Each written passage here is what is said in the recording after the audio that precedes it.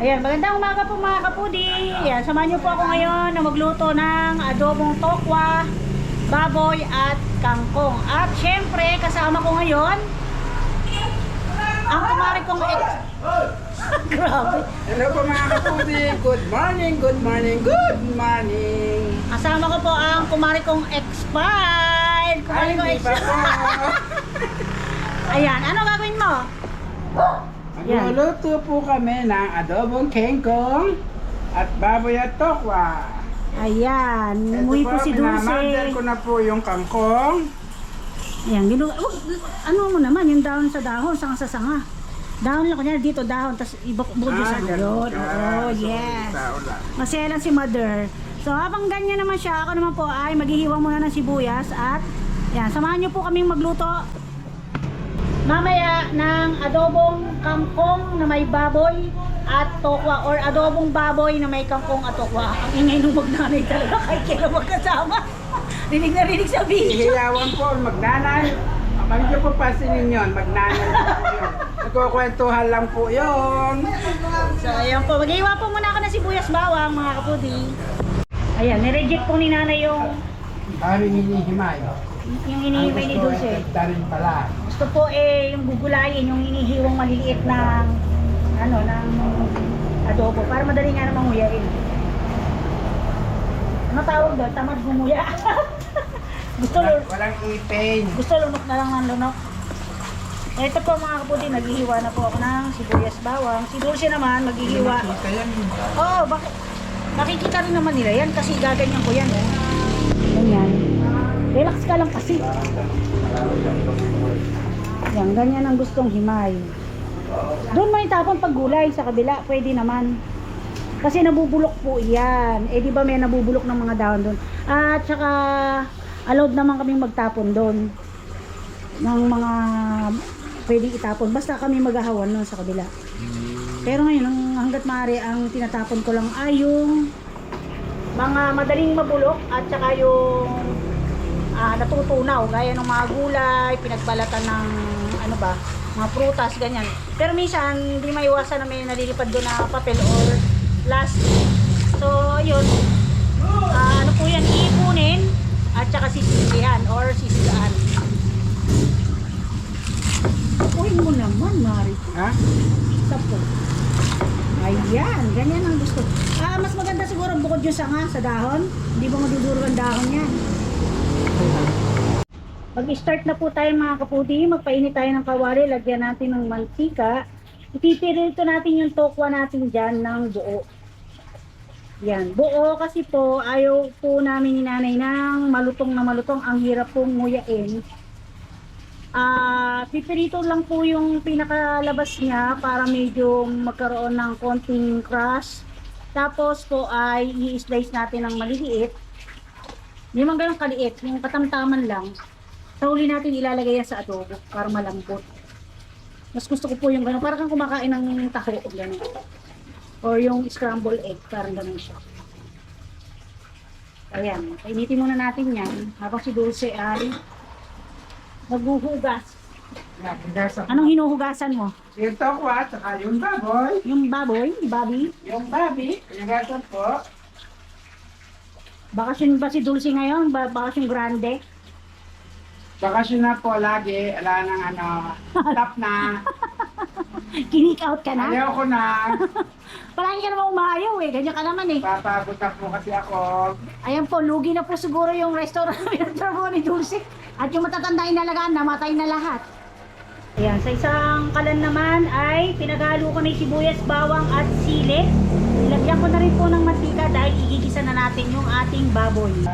Kita'y katawan, kita'y legs, ayan. Mariko, habang nagluluto ako, sumayaw-sayaw ka muna dyan. Ayan, habang pinainit natin yung mantika, ilalabas ko na muna yung toyo at saka yung suka. Pakilabas mo nga yung toyo, Mariko. Saan po? Nasa ulo mo po.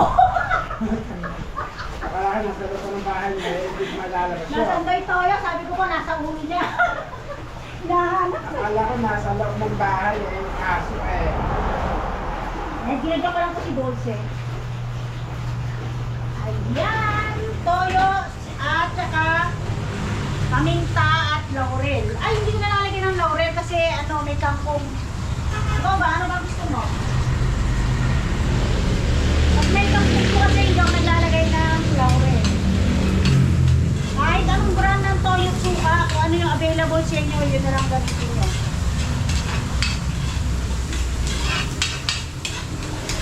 Yan, gisa-gisa muna po tayo. Ready na yung aking toyo. Sa kabilang banda naman ay habang nagigisa tayo, pirito na natin yung ating mga tokwa.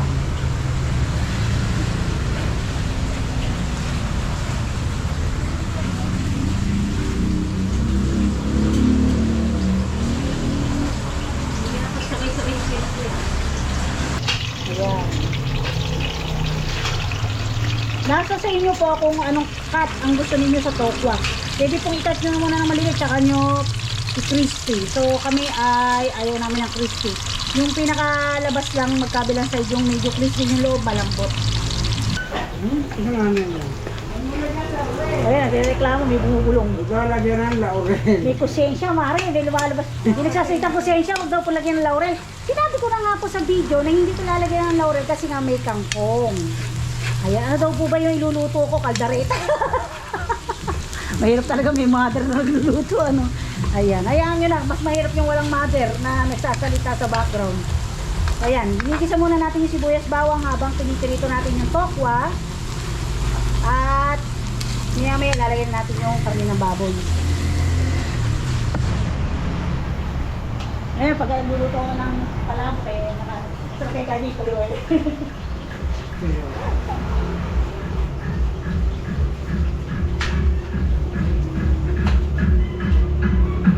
Ayun muna, Mariko. Meron tayong copyright.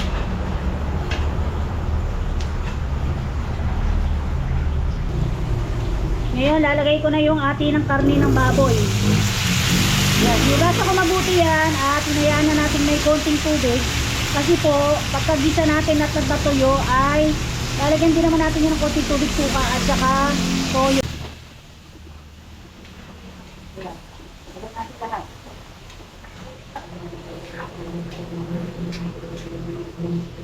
Lagyan natin ng konting-konting asin lang po para lumasa. Kaya makamaragin ng masita.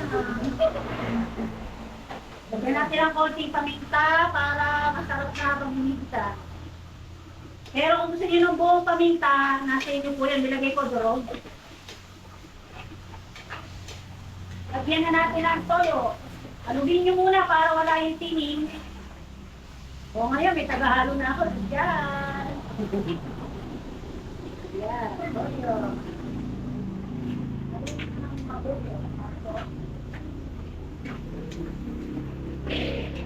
Ayan, adobo na siya. Kulang na lang ng suka. Pwede rin naman na walang toyo kung ayaw nyo. Yun yung adobo puti. Suka lang at asin. Tipid tayo nun. Walang ano. Kasi minsan, hindi rin maganda sa bato yung may kulay. Kasi yung bato ang sumasala. Yung ating kidney ang sumasala ng mga food color sa ating katawan. Napansin niyo, ang kulay ng soft drinks o ng mga juice ay may kulay, di po ba? Pati yung mga pagkain. Pero pag tayo ay ano ba, CR, yung urine natin, di po ba clear? Saan napupunta yung kulay ng ating mga pinipit na liquid? Sinasala po ng ating kidney. Ngayon, mag-add na tayo ng suka.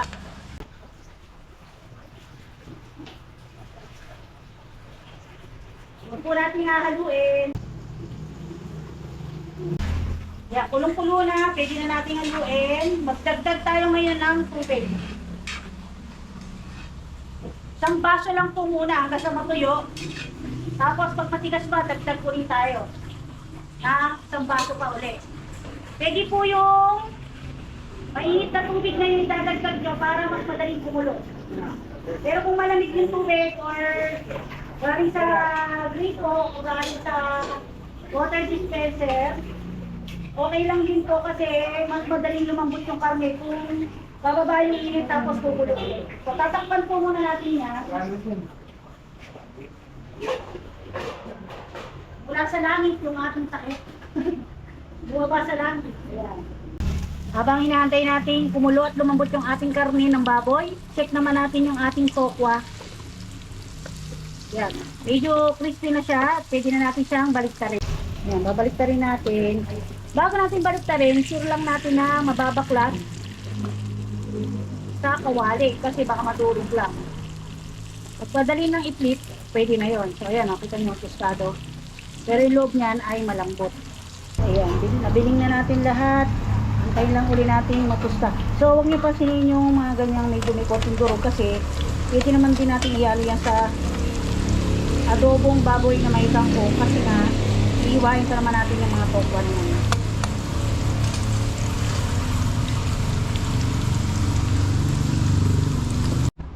Kailan ka malalaya? Malapit na po. Ano bang kaso mo? Rape. Ikaw ang ni-rape. Pero ikaw Ako kinulong. ang ni-rape. Ako ay kinulong. Yan, check po natin yung ating adobo. Ayan, malakas ang kulo. At nakita nyo, medyo nag-reduce na siya at ibabaw na yung mantika. Ayan, natin siyang matuyo, tapos dagdag tayo uli ng konting tubig pagka kulang pa sa lambot yung karne. Bago natin ilagay yung ating kangkong at yung tokwa. Dahil matagal po maluto yung adobo, yung aking bagong kasambahay na walang sahod ay nagwawalis. Pagbutihin mo dyan, na ayoko may makita kahit isang dahon dyan. Plan ako sa tupad. Sa tupad. Meron pa ba ngayon, no? Meron. Oh, pero hindi natupad. Hindi na tupad. Sino nyo may pera sa nga sa tupad. Eh, dun sa ano, 4-piece. Hindi ka man lalagay, wala ka namang anak eh. Hindi ako kasali sa Forbes kasi hindi rin mukha lang di ako naghihirap. Saka wala ka namang anak eh, mag-asawa ka muna. Ay naku. Sayang Lalo yung hindi na ako kasali sa Forbes. so tupad na lang. Kaya mag-practice ka na dyan para maganda ka magwalis. Hindi ko kailangan. Kaya sa tingin ko po okay na yung ating tokwa, iaaw na natin sa mantika. Yan, mas madali na siya ngayong iahon. Yan, yung madikit. Yan, hindi na lang sa tray.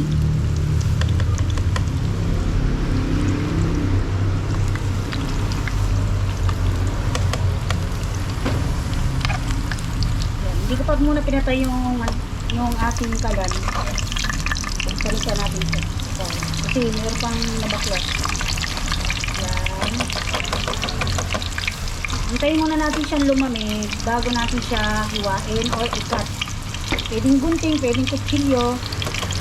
Huwag na natin gandahan dahil kakainin din naman natin. Pero kung panghandaan, pwede nyung may bisita kayo, syempre, gandahan nyo na. Para yung serving. Gandang tingnan para appetizing tingnan. Kunin natin ito, sayang. Malapong. So, patayin na natin yung apoy. Kaya muna natin siyang maluto pa, sayang yung init ng ating mantika. At update sa ating mga tuta. Ayan si Doktora, may hawak na tuta. Bakit daw ganun yung mga mata, ano? Ano sabi ko, Doktora ba? Puro puti, hindi ba nasisinagan? Puro puti? Parang hindi, nasisinagan lang ng liwanag, parang mag-gray. Ayan, sa nagtatanong uli kung bakit Doktora ang tawag kay Desiree, ayan, meron na po akong upload kung bakit. At yun po, pwede naman din po kasing screen name niya dahil nakasanayan ko na rin po talaga na tawagin siyang Doktora namin dito. Pero yun nga, hanggat maaari, pinipigil ko tawagin Doktora kasi ayaw na rin ni Desiree dahil dalaga na siya, naiiya na siya. Dahil nga, marami na rin nagko-question, kaya lang sabi ko nga po, pwede naman po yun screen name. Po natin after isang oras pinakukuhan, so nakadalawang dagdag ako dito ng tubig. So let's say mga 2 glass of water po yun. At continuous boiling sa medyo medium heat na fire. Ngayon mag-a-add ako ng 2 oyster sauce na nakapack. So ito po, mamasitas ang i-add natin. Net weight is 30 grams. 2 po. Para may konting tamis. Nakabold ka na naman guys. Nakabold na naman si Mister.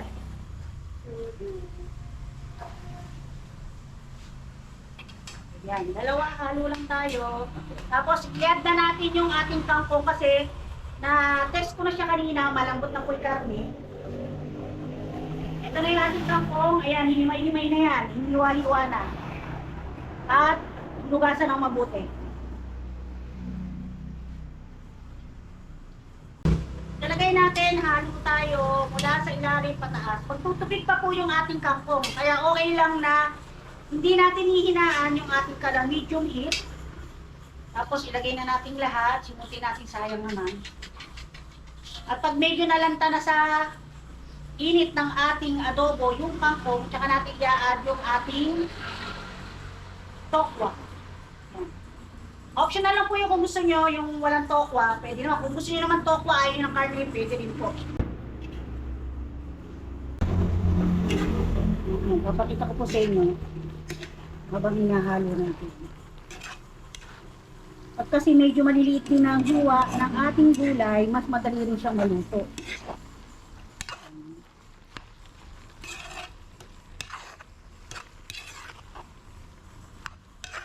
Haluin muna natin mabuti yan. So wala na ako idinagdag dyan na kahit ano. Yan na po yun. Toyo, suka. So, bibigyan ko kayo ng sukat ng toyo.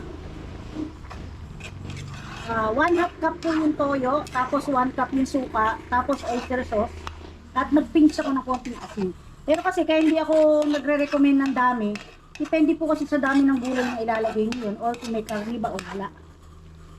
Kaya best pa rin po ay yung panlasa natin ang gagamitin natin.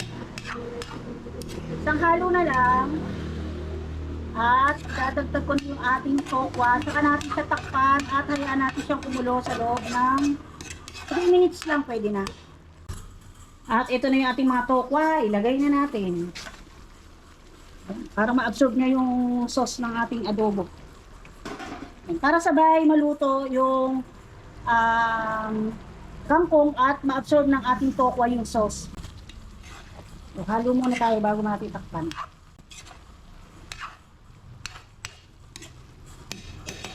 Takpan natin. At anong masasabi mo dyan? Nakapamewang ka. Tulala. Tulala. Ang aking kumaring expired. Sarado yung rep. Patay yan. Ano lang yan? Alam mo naman ganyan kami. Display lang namin yung mayan. Hindi gumagana. Yan naman si Brownie. Oh. Pero ikaw, kumakain ka ng aso, no? Sabi nila, pag daw nagagalit yung aso, kumakain daw ng aso yun. Naamoy nila. Eh, chef, sabi ni Dulce, hindi daw po. Eh, paano kung nasing na siya, ang pulutan pala yung aso, hindi niya alam. Ayan, after 3 minutes mga puti, check na po natin. At ayan, nagtubig na siya ng konti lang, sakto lang para lumambot pa yung ating kangkong. At ma-absorb ng tokwa yung ating sauce. So, patayin na natin at ready na ito. Ayan, patayin na natin at ready na mga kapudi. So ayan mga kapudi, nakaluto na tayo ng adobong kangkong with tokwa at baboy. So ayan, pwede nyo po siyang gayahin kung gusto nyo. Pwedeng may tokwa, pwedeng may baboy, pwede rin kangkong lang. Ayan, sana po nag-enjoy kayo. Kain na po tayo. Kumain na po tayo mga kapudi. Ikaw, palagi ka na lang ganyan, Dulce. Pagka nalalasing kayo eh. Inaawat lang kita eh. Concerned lang ako bilang kaibigan mo. Tapos, inanyan mo pa ako. Tingnan mo nga, paano akong magbablog niyan. Nakakaya sa mga tao, makikita, laki-laki na ng pasa ko.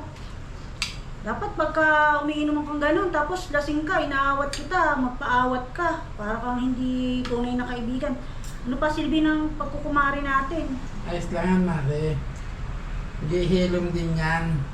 Para ganyan ang pagkalasing ng tao. Tingnan mo nga. Pasensya mo na. Tingnan mo, ang hirap-hirap na ako kumain. Kaya kaya mo yan. Ang hirap-hirap mo muya. Bala ka. Sorry na, Mare. Pasensya ka na. Para hindi tayo magkumari niyan eh. Sige na nga, Alam Mare. naman kabagay-bagay eh. Napag-usapan naman yan.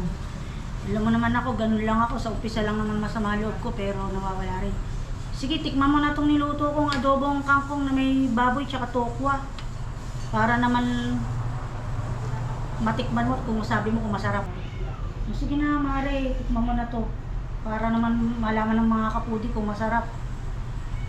Paano pa gagawin ko? Ayan na, madali naman siguro matanggal yan.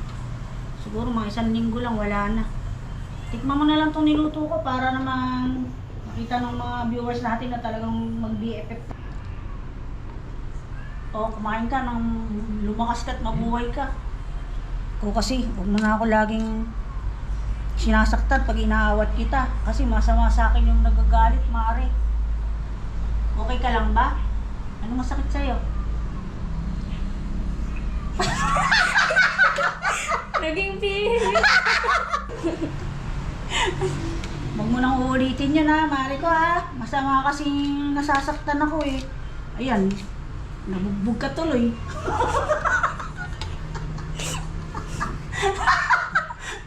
Mare, yung ketchup, kailangan na hotdog.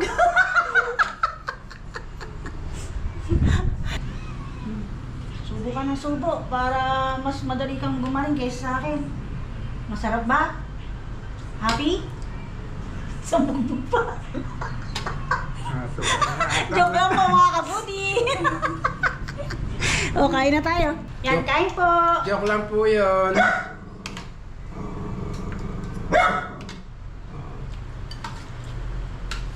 Yan, dinalaw po ako ni Dulce. Pasensya na pag minsan pagsasalita ako parang galang-galang. Kasi minsan, para tutulo yung laway ko. Para yung pinipilit ko bumalik. Kain ka, Mare ko. Ayan, mag-shoutout po tayo ng bagong comment po. Nagpapa-shoutout po.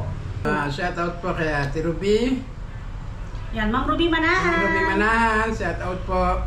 Sa inyo pong lahat, shoutout po. Sa lahat po ng mga kapudi. Kain po tayo. Yan, try nyo po yung aming adobong tokwa, adobong baboy. Masarap po, masarap. Parami po ng kain, bawal sa akin, maraming Ayan, kain. Shoutout po kay Ma'am Eteline Mondala. Shoutout po, always watching po sa inyo from London. Ayan. Eteline Mondala, ayan, shoutout po.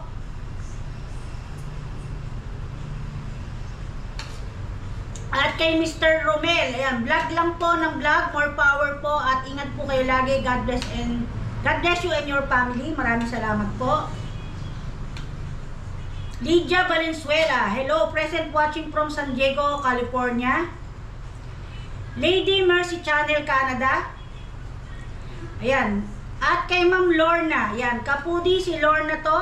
Ang account kasi ng anak ko sa YouTube, ang gamit ko, premium account. Pero nakasubscribe na sa'yo yung mga anak ko at husband ko.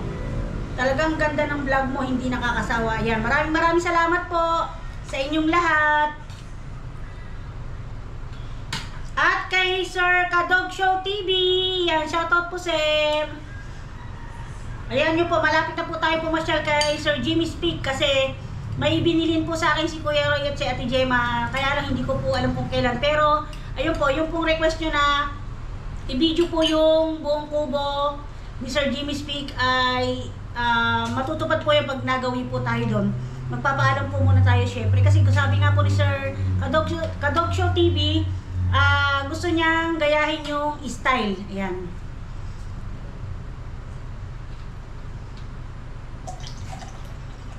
Yan, ang masarap daw po sa sardinas ay Ligo Premium at yung Rose Ball. Opo, natikman ko nga yung Rose Ball na yun, talagang Rose Ball kasi masarap po talaga.